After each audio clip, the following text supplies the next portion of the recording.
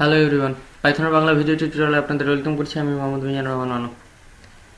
আজকে টিউটোরিয়াল নম্বর 19। আজকে আমরা শিখবো ইফ স্টেটমেন্ট। আসলে ইফ স্টেটমেন্টটা কীভাবে ইউজ করা যায়। আমাদের প্রিভিয়াস প্রোগ্রামে আমরা দেখেছিলাম যে লিস্ট কীভাবে ইউজ করে। তো লিস্ট হচ্ছে কি, যে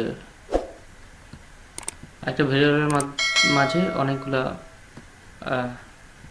স্ট্রিং অথবা ডিজিট ডাবল কোডের মধ্যে ঢুকেই, মানে একটা স্কোয়ার ব্র্যাকেটের মধ্যে এটা যদি ক্লোজ করা যায়, এটাই হচ্ছে একটা লিস্ট।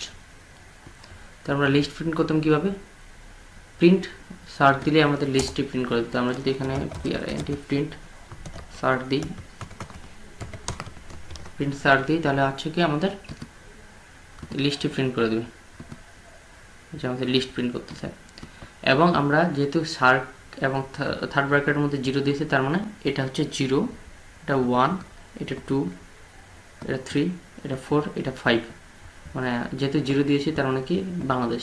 আমরা যদি এখানে 2 দিই তাহলে আফগানিস্তান প্রিন্ট করবে, আফগানিস্তান।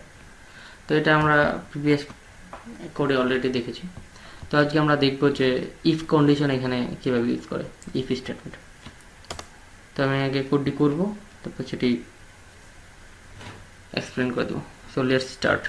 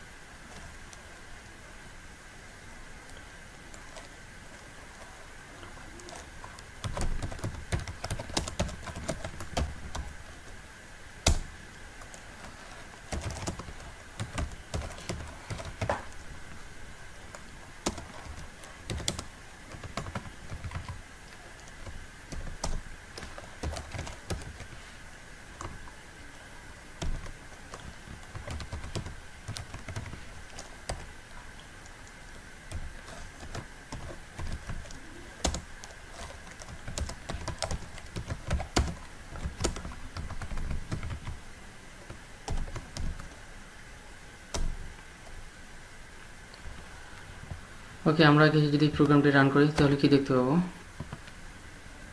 এখানে বলছে ইন্টারিয়র কান্ট্রি নেম। আমরা যদি এখানে একটা ইনপুট ফাংশন ইউজ করেছি, আগে নিই আমরা একটা ইনপুট নিই। Bangladesh is a member of SAARC.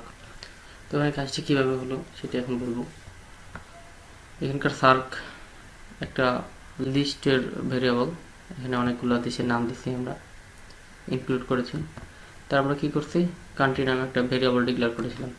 Variable declare করার পরে ইনপুট ফাংশনের মাধ্যমে আমরা একটা ইনপুট নেওয়ার কন্ডিশন ক্রিয়েট করেছি এখানে, যে আমরা রান করলে জানি যে এখানে যেমন একটা ইনপুট নেওয়া যায় আমাদের এই উইন্ডোতে, সেই জন্য আমরা একটা কী করছি, ইনপুট ফাংশন আছে।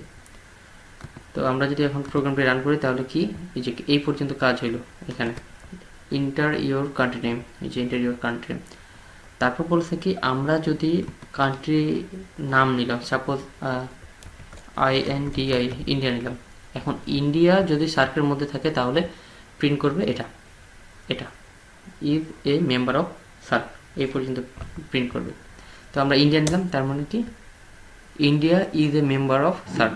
এখন যদি আমরা সার্কের মধ্যে যা আছে, যে কয়েকটি দেশ আছে, এই কয়েকটি ছাড়া যদি অন্য কোনো দেশের নাম ইনপুট নেই তাহলে কি করবে? তো আমরা আরেকবার প্রোগ্রামটি রান করি। সাপোজ আমরা নিলাম যে চায়না,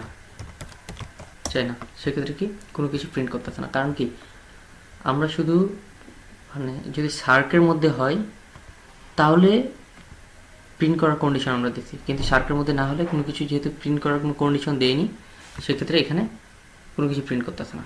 এখন যদি আমরা দিই, যদি সার্কের মধ্যে না থাকে তাহলে আমরা প্রিন্ট করাবো যে কান্ট্রি